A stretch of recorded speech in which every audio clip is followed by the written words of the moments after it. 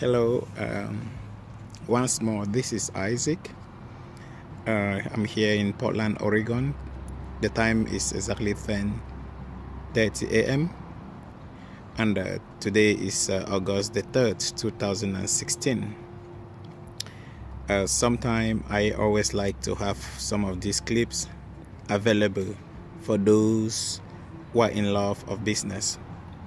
And in addition to that, it takes Chinua Achebe, the writer of the novel Things Fall Apart. It takes him almost all his life to search for his original manuscript for the novel Things Fall Apart to the day he kicks the bucket, and he was unable to actually find the exact manuscript of his book. So sometimes some of these videos, they serve like an archive for my children, for myself, and also for those who are planning of doing business, maybe in future or now, who knows. I wanted to, I being a patriotic businessman, I always like to share some of my difficulties that I have.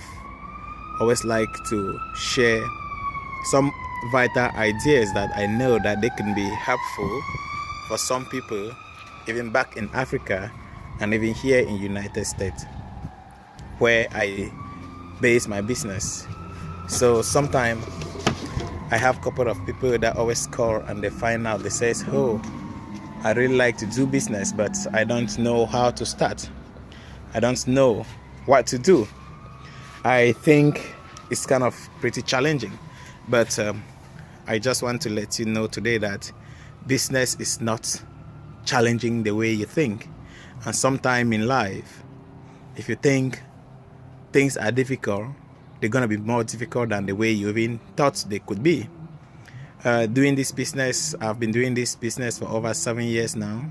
That's buying used goods, new goods from United States and shipping them to Cameroon.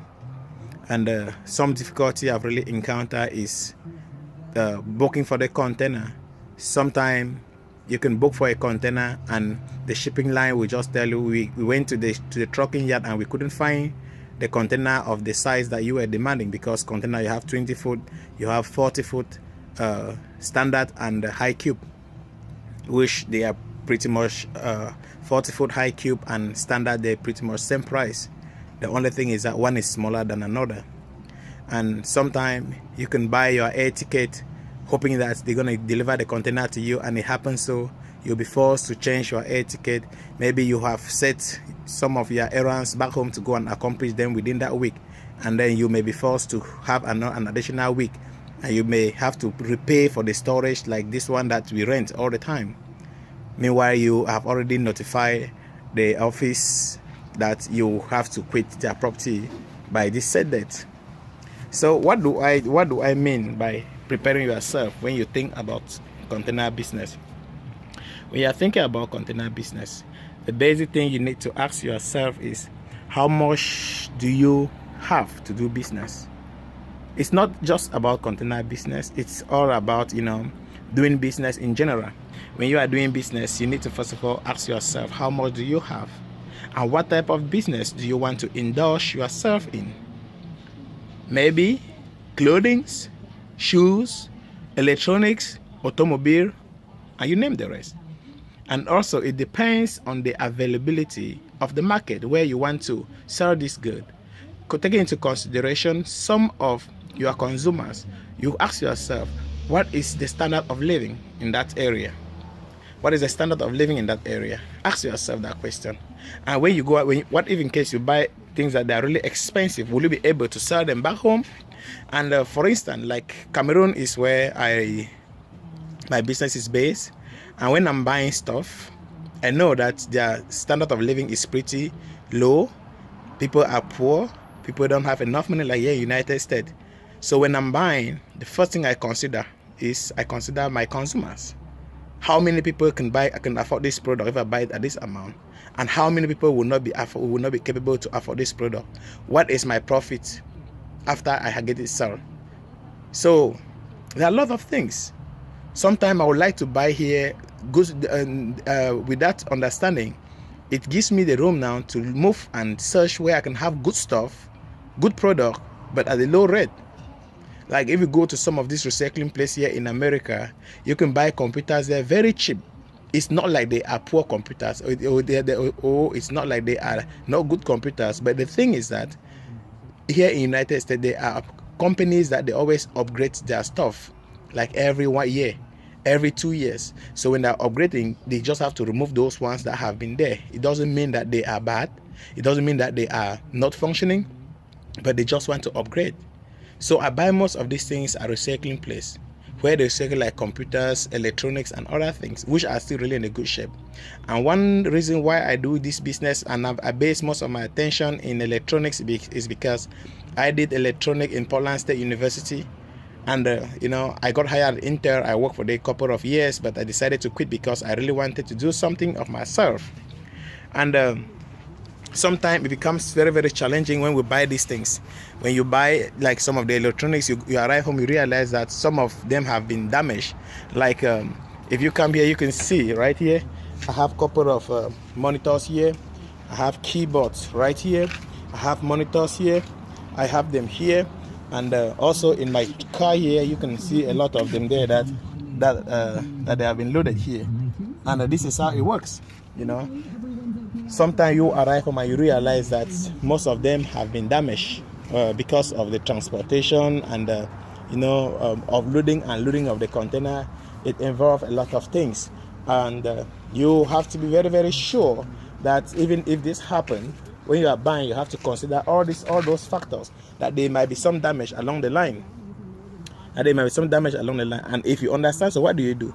You do everything possible. You try to paper wrap all your computers. You see, when you do like this, they are much safe. They are much better. And the number of them to get damaged, it will not be as higher as those that were not wrapped. And then when you come in like these ones, they are ready to be shipped out. They are ready to be. These ones are ready to be packed and then and send them. So sometimes it becomes very, very challenging. And also, people who always ask how much does it take to load a 40-feet container? The question of asking how much it costs is a very good question. But you have to first of all ask yourself, what do you really want to ship into your container? For instance, if you want to put 3 Toyota RAV4, like if you look here, this is one that is going in, and on the other end you see the other green one right there, which will also be going in there. So if you want to put 3 RAV4, the container is not going to cost you that much, because even in the RAV4 you still have to load a lot of stuff into the container. So it all depends on you, what you want to actually put into your container. If you want to ship just laptops, it's going to cost you pretty heavy money. It can cost even $100,000. But want to ship just center units, it can cost you maybe close to $80,000. But if you wanted to mix them like I do, coolers and all the things you can see over there, bicycles, it's not going to cost you that much. But I also do this because I'm not really based in Cameroon. So when I'm buying, I try to buy things that I can easily sell them faster, like bicycle and coolers. Everybody needs them in Cameroon. But if you go and buy only computers, not everybody needs computers. Even in addition to this fact, it is not just buying these things. Sometimes people are kind of interested.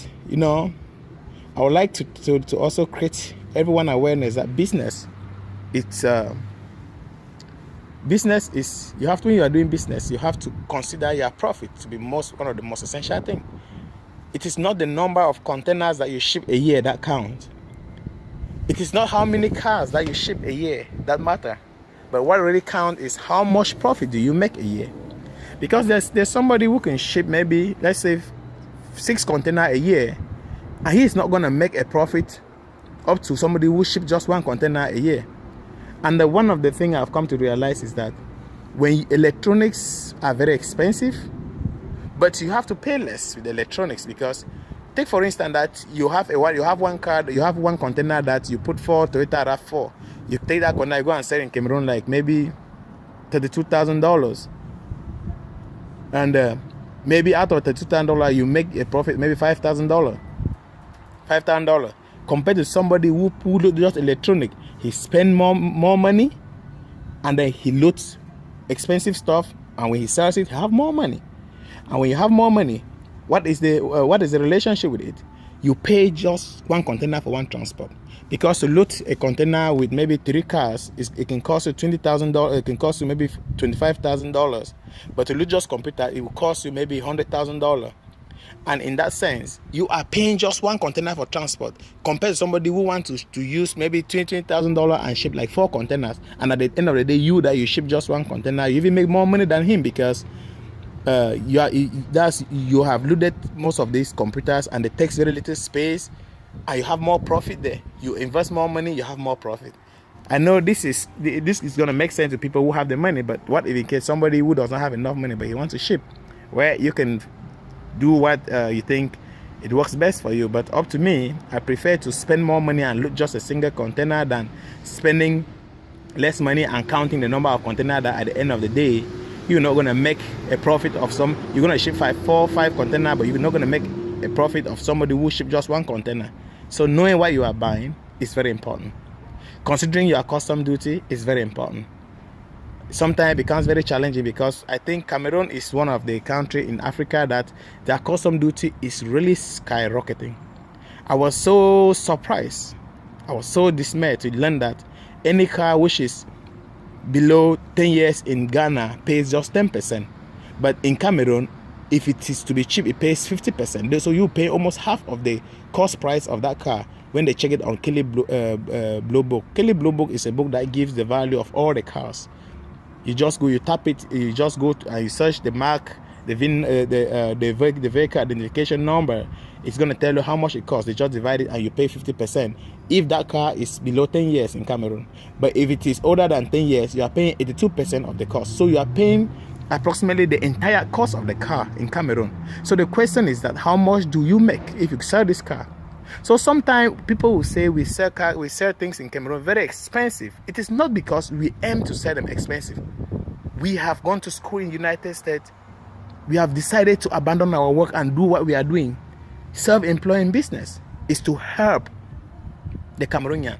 But sometimes we are bound to sell this thing expensive because even the custom department is so corrupt that they charge you more than what they were supposed to take from your container. The Cameroon government does not consider investors. They charge you even more than what you were supposed to be paid when you ship a single container. It is just so, like when I ship a 40-foot container, just to clear that container at Douala Seaport, it can cost me not less than $12,000. I mean, this is just money wasted, which has gone for no good reason. It's not like money you are investing somewhere. I mean, money you just give to the Cameroon government. So sometimes I really feel like something really needs to be done. We need to do something in order to help reduce this custom duty back in Cameroon. And the worst of it is that sometimes when you offload this container, when the container is coming out from the port, in less than no time, when the container is arriving where you have to offload, you see another custom officers that sometimes they call themselves douane mobile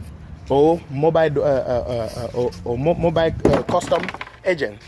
They will come to you, they will tell you to show them books for the container. So the question I always ask is that if this container was not probably declared in the port, how did it come out from the port? So it is all about so corrupt system.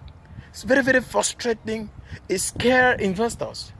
Sometimes I would just think of maybe just loading a container which is of a certain type of product, because the custom department is so corrupt.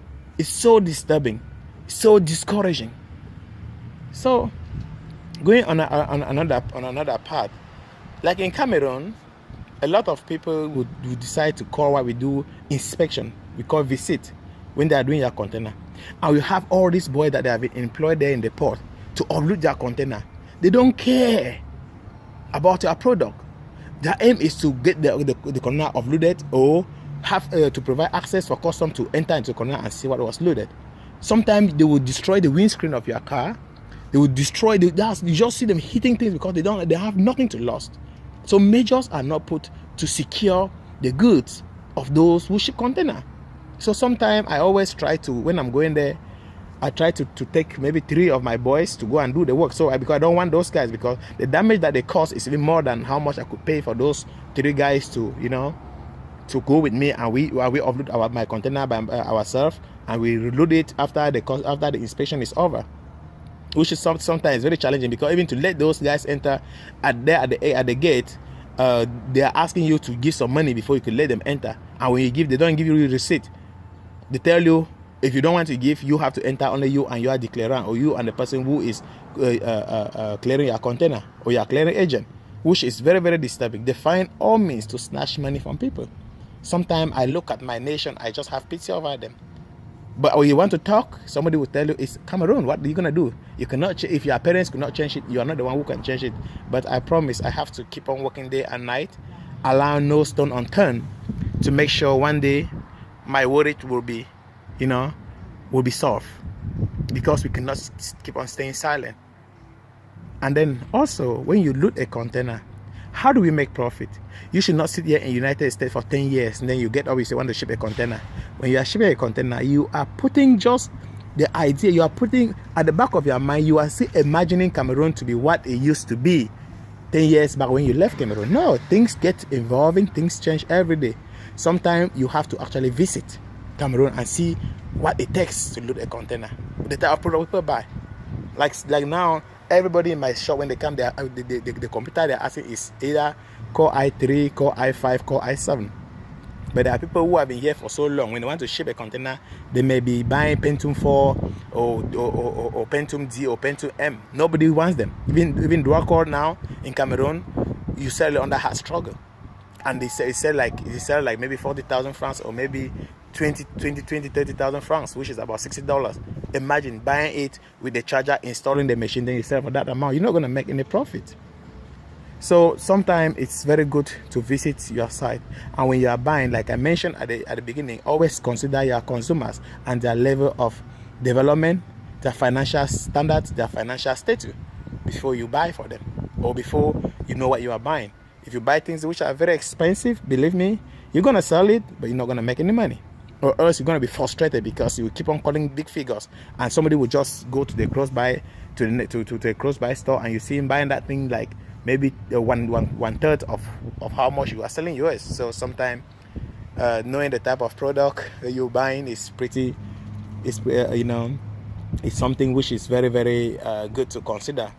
And also, one thing I always advise guys when they are loading your container is that don't rush to buy, or don't feel like you're just gonna fit anything in your container because it's free. Here in America, there are certain places that garage sale, when you go there, people even give you stuff for free. But those stuff, you take them to Cameroon, nobody is not even looking at them. And when you want to buy, avoid as much as possible not to buy clothings. Chinese, that Chinese, they have just spoiled the entire market in Cameroon when it comes to clothing. You see a clothing which is sold here in United States like $10, which is about 6,000 there. In Cameroon, I sell for 500 francs, which is like less than $1. So sometimes when you invest most of your business or most of your product buying clothing, it doesn't pay. And when it comes to the level where you have shoes, sometimes it is something that many people still need to consider. Like in Cameroon, these shoes, you can sell these shoes maybe about let's say you can sell these shoes, you can sell it about let's say $4. But how many people are going to buy it? But here in the United States, that shoe is going to cost about $10. So sometimes you have to also figure out where you have to buy your stuff. And like a monitor like this, if I tell you how much I buy it, you will not believe, because I buy it pretty cheap. You have colors, and when you want to buy things like this, you have to make sure you buy something which is very, very new, because if you buy things which are old, you're not going to sell it. You're not going to sell them in Cameroon. This one is pretty new, and people will like it. Although here in the US, you can buy this color like $60, which is about 35,000. But in Cameroon, you could not sell this color up to that amount. And I was so lucky that I bought it this morning in one shop. I bought it about $10, which the price is pretty more reasonable. And one advantage to buying things like that is you can load your stuff in it. You can load your shoes, you can load your keyboard, you can load your computers in it, and you name the rest. And then also, like if you see here, this is what I've been doing all this morning. I tried to load most of these computers into this car because this car will be going after tomorrow. And when you are loading your car, the level in which you load the car really counts. You see, no space here is wasted. Everything has been loaded and packed right at the apex that you can load it. And like this, even if you happen to pay this car to somebody to carry it for you in Cameroon, even for $2,000, you're not gonna say you're gonna lose because the car is well loaded. So sometimes the way you load your car, it really counts. And then also you have like center unit here. If you can see, look at this one. I don't have so much this time around because I had a container full of this unit that just left about 1 week ago. And then over there you can have like bicycles. This one, because I wanted to do a second container, I had to buy mostly those bicycles. They don't cost that much and they take a lot of space for the container to get full. But in addition to that, I still have some electronics as well. Then sometimes in my hand luggage, I always put the things like cell phones that I can help to exchange them in Cameroon and then do the clearing fee, or sell them in Cameroon to have so I can have money to clear the container and to pay also for the duty. And when I'm talking about transportation, like here in Portland, we face a lot of difficulty here in Portland because Portland, Oregon does not have a seaport. So all our containers are being carried from here, from Portland to Seattle, Washington, which sometimes is pretty expensive because to carry those stuff from Seattle, Washington is a lot of work. And they charge us, it's about 3 hours drive. The camion driver, they charge us to come and drop the container, charge us to take the container back. So sometimes it's kind of challenging. And like now, I was so surprised that I had to pay the container a little bit cheaper, $6,100, $6,200. But I remember one time when the Cameroon Seaport and the Seattle Seaport had an issue, I paid the container almost $8,000, which was almost $4,500, which was almost 4 to 5 million CFA francs. But I hope things get better. And sometimes when you want to travel to come and do this shopping, your time, you have to consider what time are you coming, because summer, like now, summer here in America or in Oregon starts from May to August. Summer starts from May to August, and this is the highest time where you can have a lot of product. People are cleaning out, cleaning out their garage, cleaning out their homes, and you have a lot of stuff to buy, where we always go and buy. And we buy most of these things like in Goodwill, where people come and donate stuff, and then they sell to us a little bit cheaper. You can buy some of these things at recycling places. You can buy them even at a Restore. Restore is like store that people come and donate stuff to sell and help people who are mentally challenged or who have some disability. So it's a good business, but it has a lot of ups and downs. Going back to the idea of buying a car, I had a very bad experience one time when I happened to buy a car, and when I was ready to ship, the title did not come, and I had the same experience. I had 4 cars now because I was forced to buy another car because the other one, the title is not has not yet come, and my shipping company wants me to provide this title to them. Latest was today, which I had to go in and buy another car that the title is available, because the other one I bought it from a car dealer, which the title was still in the auction yard. So sometimes we have a lot of ups and downs, and sometimes they give you a discharge date, the date the container is going to arrive. It can take another 1 month. It can arrive earlier. It can arrive even 1 week or 2 weeks or 3 weeks later. And nobody have control over this because it solely depends on the port authority, where the ship has to land. It solely depends on when the ship takes off. It solely depends on the availability of container for it to carry. And if they tell you the container will arrive in 6 weeks time, if after 1 week they cannot have enough container, the ship will have to wait, and you cannot start to pay your ticket saying that my container is arriving on this date. There are there are variety of unknowns that you cannot really predict.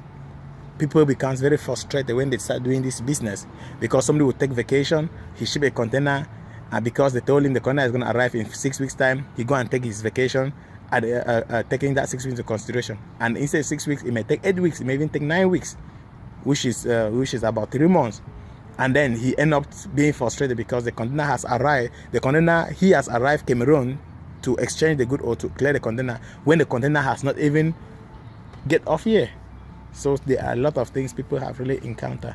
If you wanted to ship this container, please make sure you provide time for you to go and exchange this good, because your friends, your brothers, your sisters back home, they will give you all the confidence that they can sell it, but when at the end of the day, when they sell it, you don't gonna see any money. They will tell you we did not do this, and when people realize that the boss or you, like the owner, is not there, they use a lot of opportunity. They find chances to steal from those people you have put aside to exchange the good. So sometimes don't even blame your family member, especially in the yard at Bonaberi where we offload. Those guys, they are very, very smart. If they just discover that I have laptops in your container, you see everybody will just enter there with this big overall, and you see somebody coming out with a big overall. He may carry like 5 laptops into his in his belly or in his stomach, and you cannot even know it. He's moving like robo. Meanwhile those are laptops that he has fit into his big overall.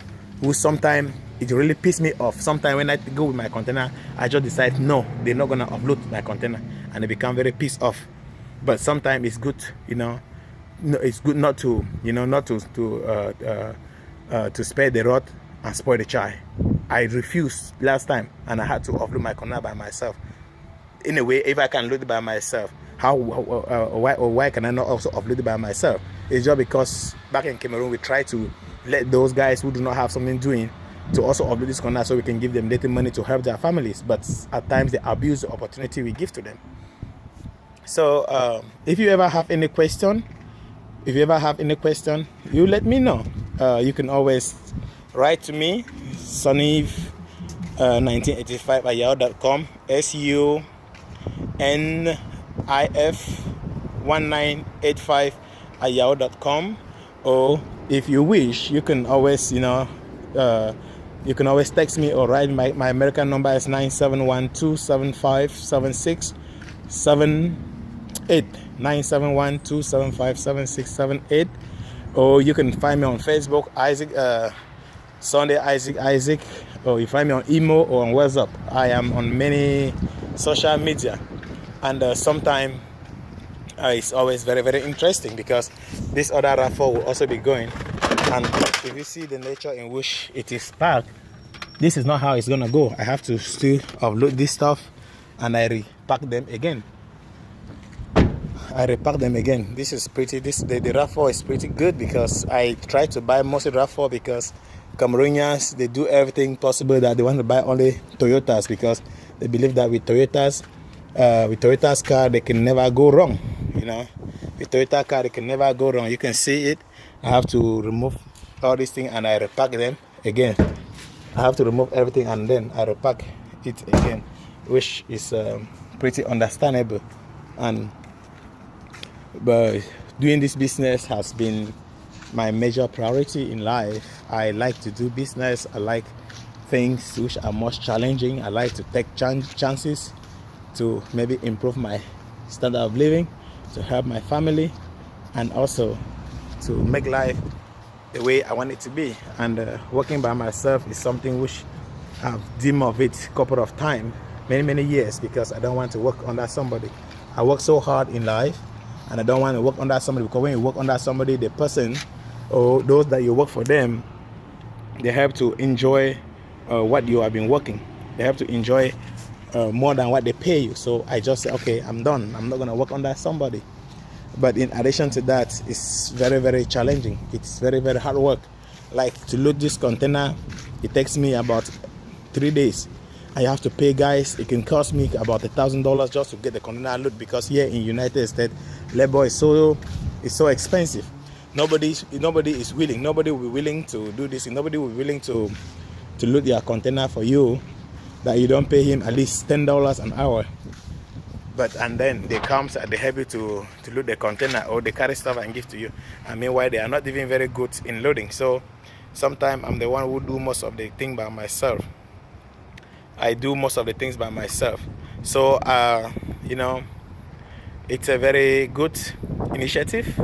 Doing business is a very good initiative. And in business, when you are doing this business, the highest thing is not just raising the money and eating it. You try to invest somewhere back home. We are in America here, and put in mind that one day you gotta go back to your to your country. America is nobody's land, although people call it the land of opportunity, the land of milk and butter, for sure, yes. But always put in mind that one day you have to return to your hometown.